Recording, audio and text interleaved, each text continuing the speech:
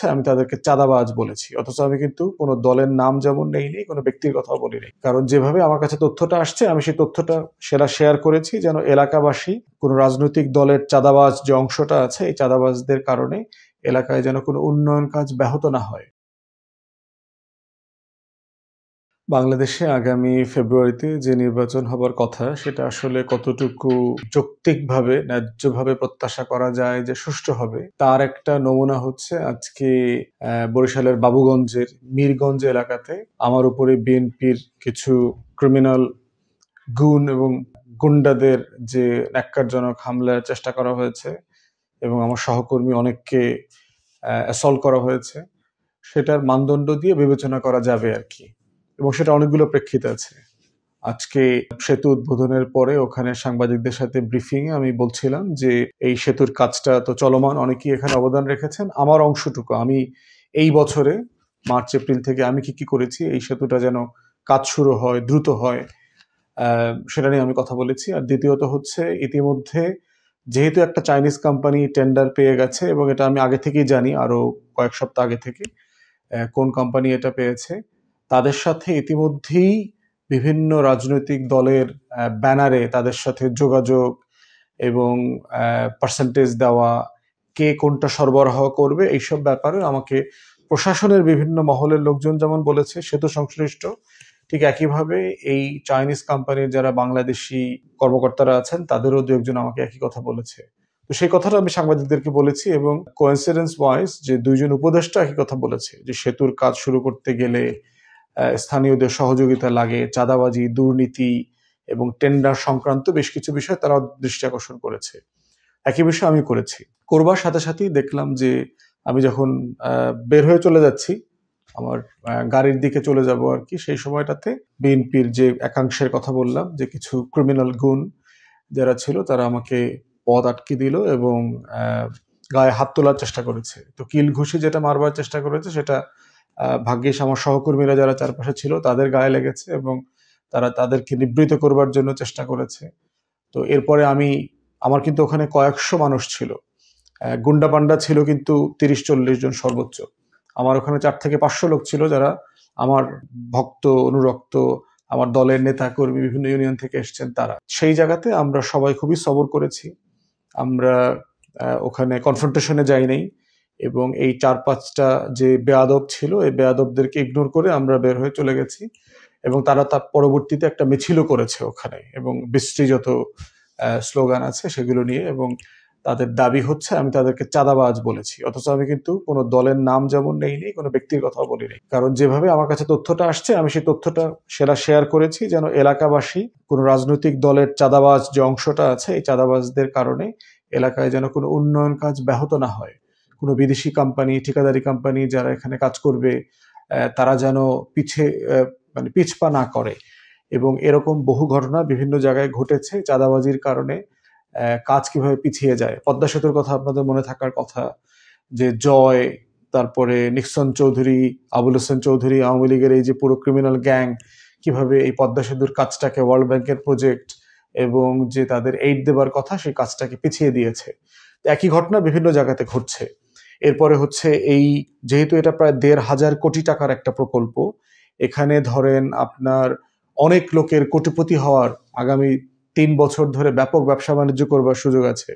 কারা ইট সাপ্লাই দিবে, কারা রড দিবে, কারা পাথর দিবে, কারা বালু দিবে, সিমেন্ট দিবে, মাটি দিবে, এই পুরো কারা কর্মচারী দিবে, এই যে শত শত মানুষ এখানে শ্রমিক হিসাবে, রাজমিস্ত্রি হিসাবে কাজ করবে, এই লোক সাপ্লাই কারা দিবে, এই বিশাল আয়োজন আছে ব্যবসা বাণিজ্য লুটপাটের।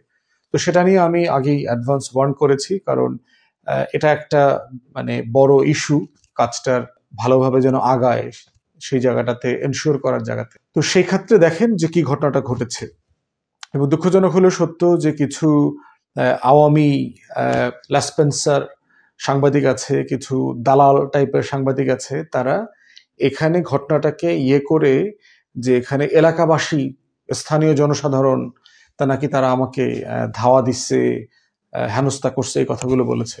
অথচ আপনারা যদি টোটাল ভিডিও ফুটেজটা দেখেন আপনারা দেখবেন যে স্থানীয় জনগণ বলতে যা বোঝায় শত শত মানুষ তারা আমাকে সমর্থন জানাতেই ওই এলাকাতে এসছে।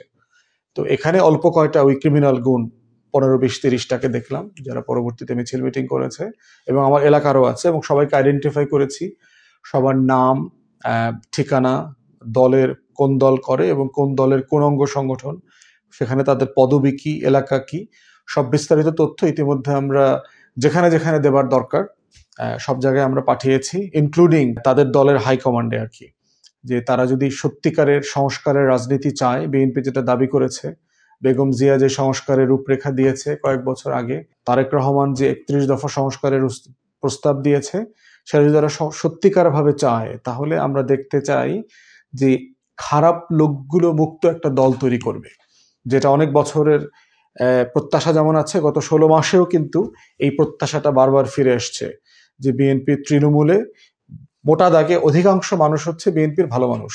আমার এলাকাতেও তাই, অধিকাংশ বিএনপি নেতাকর্মীরা যারা এখানে কাজ করছেন তারা দিব্যি জিয়া পরিবারের রাজনীতি করেন এবং বিএনপির আদর্শে রাজনীতি করেন, কিন্তু একটা ক্রিমিনাল গুণও আবার এর ভিতরে আছে 5-10%। এরা হাইব্রিড, এদের কেউ কেউ আওয়ামী লীগ করছে, কেউ কেউ একসময় বাপ ছাত্রলীগ করা, বাপ আওয়ামী লীগ করা, সুবিধাভোগী দোসরিপনা করেছে, এখন আবার দল পাল্টাইছে, ভোল পাল্টাইছে, কারণ ব্যবসা বাণিজ্য দরকার, সবকিছু মিলায় মাদক ব্যবসায়ী, খুনের মামলার আসামি, তারপরে হেন কোনো অন্যায় কাজ নাই, চাঁদাবাজি, সিন্ডিকেট, সব তারা এখানে করে। তো এগুলোর ব্যাপারে অনেকগুলো মামলাও আছে, জেনুইন মামলা আছে। এখন প্রথম প্রশ্ন হচ্ছে যে বিএনপি কি আসলে একটা ভালো নির্বাচন চায়? এবং এই ঘটনাটা কিন্তু শুধু আমার এলাকায় ঘটছে না, এইটা সারা দেশে ঘটতেছে। জুনায়েদ সাকিব ভাইয়ের এলাকাতে হয়েছে, ভিপি নূরের এলাকাতে হয়েছে, ডাকসুর সাবেক ভিপি মান্না ভাইয়ের এলাকাতে হয়েছে, আমার এলাকাতে হলো।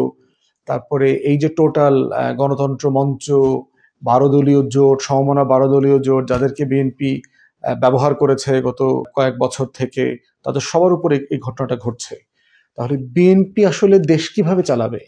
তার দলটাকে সে ন্যূনতম ডিসিপ্লিনের মধ্যে আনতে পারছে না, এবং না আনতে পারার ফল কি হবে? যদি কোনোভাবে বিএনপি ক্ষমতায় যায়, তাহলে 2001 থেকে 6 যেটা হয়েছে, অপারেশন ক্লিন হার্ট করতে হবে, র্যাবের মতো এলিট ফোর্স করে নিজের দলের নেতাকর্মীকে হাজারে হাজারে মারতে হবে, কারণ এই ধরনের গুন্ডা পান্ডা দিয়ে একটা সংস্কারের রাজনীতি বিএনপি করতে পারবে না। অতএব সেই জায়গাতে বিএনপি নেতৃবৃন্দকে আমরা আহ্বান করছি যে কারা কারা আপনার দলের এখানে এই ধরনের গুন্ডামির সাথে জড়িত, তাদেরকে আইডেন্টিফাই করেন।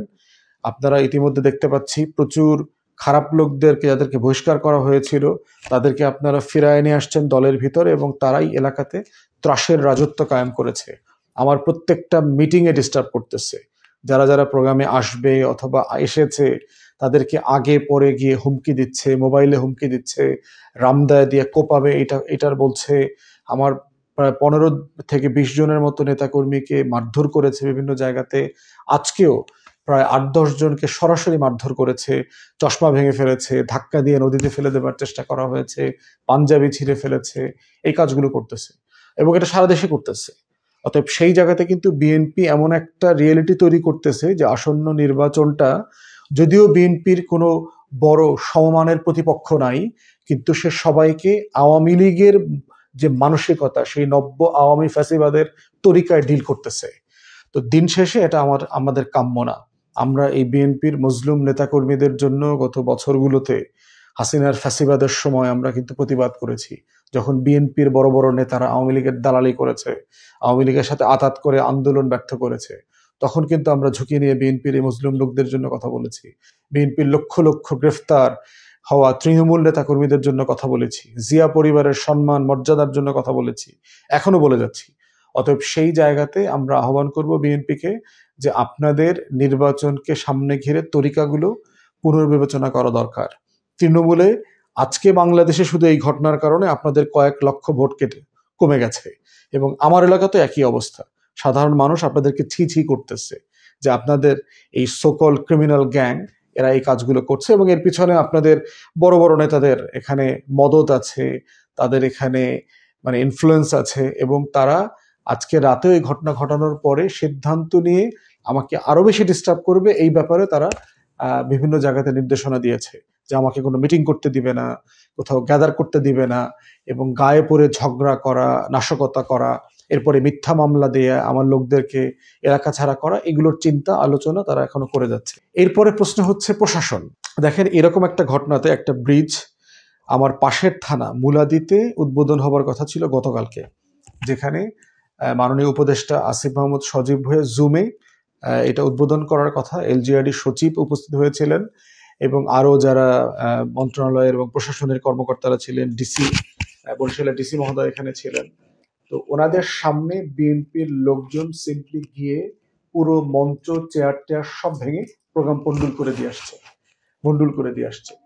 তাহলে চিন্তা করে দেখেন, 2 দিনের মধ্যে একই এলাকাতে একই রকম আচরণ, এবং সেটা প্রশাসনের নাকের ডগায় ঘটতেছে। এখন প্রশ্ন হচ্ছে যে এই প্রশাসন দিয়ে আমরা কি আসলে একটা ভালো নির্বাচনের আশা করতে পারি কিনা? আমি মোটেই আশাবাদী না। এবং এই ঘটনাগুলো যে ঘটবে, আমি গতকালকে বরিশালের প্রশাসনের সকল লেভেলের কর্মকর্তাকে জানিয়েছি, যেহেতু আগের দিন মুলাদিতে এই ঘটনাটা ঘটেছে, আজকেও এখানে বিএনপির এক অংশ যারা এই গন্ডগোল পছন্দ করে, ক্রিমিনাল এবং গুন্ডামি মাস্তানি পছন্দ করে, এই অংশটা এটা করবে এবং তাদের প্রত্যেককে জানাইছি। এবং স্যাডলি তারা এইটা নিয়ে কোনো প্রিএম্পটিভ অ্যাকশনে যায় নাই বলে আজকের এই ঘটনাটা ঘটেছে। আমরা ধরেন আজকে সবর করেছি, আমার কয়েকশো নেতাকর্মী উপস্থিত থাকার পরেও কতদিন সবর করা যাবে? প্রশাসন যে দায়িত্ব নেয়। পুলিশ দেখলাম, পুলিশ তো নির্লজ্জভাবে বিএনপির দালালি করেছে। তারা ন্যূনতম কোনোভাবে এই সিচুয়েশনটাকে নিয়ন্ত্রণ করবার চেষ্টা করে নাই, শুরু থেকে দেখেছি। অতএব সেই জায়গাতে আমরা এই প্রশাসন দিয়ে ভালো নির্বাচন উঠানবে, এই টিএনও, এই ডিসি, এসপি, এই প্রশাসনিক কর্মকর্তাদের উপরে আমরা সিম্পলি কোনো ভরসা পাচ্ছি না। ওসি তো আমরা এই কারণে নির্বাচন কমিশনকে বলছি যে আপনাদের মাঠ পর্যায়ের প্রস্তুতি আসলে শূন্য না, এটা শূন্যের নিচে, আসলে ঋণাত্মক। অতএব সেই জায়গাতে আপনারা কিভাবে ভালো নির্বাচন করবেন তার ন্যূনতম কোনো আস্থার জায়গা আমি দেখতে পাচ্ছি না। সারা দেশে আমাদের যারা সহকর্মী আছে তারাও দেখতে পাচ্ছে না। অতএব এই জায়গাটা অর্জন করবার দায়িত্ব শতভাগ আপনাদের। এবং আইন শৃঙ্খলার যে অবনতি ঘটতেছে এবং আরো ম্যাসিভলি অবনতি ঘটবে, তার পুরো দায় এই অন্তর্বর্তীকালীন সরকার, স্থানীয় প্রশাসন, আইন শৃঙ্খলা বাহিনী, নির্বাচন কমিশন সবাইকে নিতে হবে। বাংলাদেশের ইতিহাসের সবচেয়ে বাজে নির্বাচন হবে আগামী ফেব্রুয়ারিতে যদি এই সিচুয়েশনকে আপনারা নিয়ন্ত্রণ না করেন। কারণ এলাকায়, গ্রামে, মহল্লায় সিম্পলি ক্ষমতার কোনো ভারসাম্য নাই। এটা একদম পুরো ক্যাওয়াসের নগরী, অরাজকতার গ্রামে পরিণত হয়েছে। হেন কোনো অন্যায় কাজ নাই যা এখন গ্রামে গঞ্জে হচ্ছে না। তো সেই জায়গাতে আমরা বোধ করছি যে পুরো সরকার যারা মনে করছে ঈদের আনন্দ ঘন পরিবেশে তারা নির্বাচন করবে, এই অলীক স্বপ্ন থেকে বের হয়ে এসে রিয়েল ওয়ার্ল্ডে আসা দরকার, যে আসলে সত্যিকারের পৃথিবীটা কোথায়। এই বাংলাদেশটা কিন্তু নাই। আর বিএনপির এই গুন্ডা অংশটাকে বলছি, ভুলে যাবেন না আমরা কিন্তু হাসিনার বিরুদ্ধে লড়াই করা মানুষ, আওয়ামী ফ্যাসিবাদের বিরুদ্ধে লড়াই করেছি। আপনি যদি মনে করে থাকেন যে আমরা পুলিশ, র্যাব, সেনাবাহিনীর ভয়ে চুকায় ছিলাম, ওই রকম নেতাকর্মী কিন্তু আমরা না। আমরা জীবনের ভয়কে ওভারকাম করে গুমের থ্রেশহোল্ড পার করে নিয়ে তারপরে হাসিনার বিরুদ্ধে কথা বলছি। অতএব আপনাদের মতো এই নতুন অমাবস্যার চাঁদের মতো যারা নতুন সাহসী হইছেন আওয়ামী লীগের পতনের পরে, আপনারা আমাদেরকে এই ভয়টা দেখাবেন না দয়া করে। এটা ওয়ার্ক করবে না, এটা প্রমাণিত যে এটা ওয়ার্ক করবে না। অতএব এখন আপনাদের চয়েস যে আপনারা কি লেভেল প্লেইং ফিল্ডের মধ্য দিয়ে একটা মেধা ভালো নির্বাচন করবেন, না আসলে আপনারা গুন্ডামি পান্ডামির নির্বাচন করবেন। এর পুরো দায় কিন্তু দিন শেষে আপনাদেরকে বড় দল হিসাবে নিতে হবে। আর রাজনৈতিক জোট, ভোটের সমঝোতা, এই মেরুকরণও কিন্তু ঘটছে। আপনারা বোধ করবেন না যে সারা বাংলাদেশে এবং আমাদের এলাকাতে ক্ষমতার ভারসাম্যহীনতা থাকবে। ক্ষমতার ভারসাম্য কিন্তু বদলে যাবে। অতএব সেই জায়গাটাও আপনারা মাথায় রাখেন, যেন আপনাদেরও আওয়ামী লীগের মতো এলাকা ছাড়া হইতে না হয়। দিল্লি আপনারা যাইতে পারবেন না, কারণ আপনারা আওয়ামী লীগ না। অতএব কোন জায়গায় যাবেন সেটা এখন থেকে ভেবে নেন দয়া করে, যেন আমরা এই কাজগুলো করতে বাধ্য না হই। তো সেই জায়গাতে আইন শৃঙ্খলা বাহিনীকে বলছি, প্রশাসনকে বলছি, নির্বাচন কমিশনকে বলছি যে এইটা আপনাদের একটা গিনিপিগ টেস্টের মতো, যে আসলে আপনারা ডিসাইসিভলি কি করেন।